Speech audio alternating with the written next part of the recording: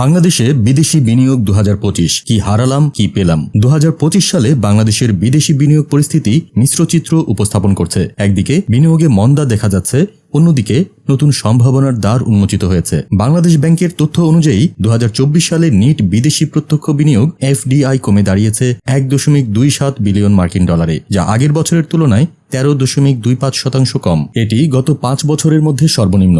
বিশেষজ্ঞরা মনে করছেন রাজনৈতিক অস্থিরতা, নীতিগত অনিশ্চয়তা এবং বৈশ্বিক অর্থনৈতিক চ্যালেঞ্জ এই পতনের প্রধান কারণ। বিশ্বব্যাংকের পূর্বাভাস অনুযায়ী 2025 অর্থ বছরে বাংলাদেশের জিডিপি প্রবৃদ্ধি 4% নেমে আসতে পারে। তবে আশার আলোও রয়েছে।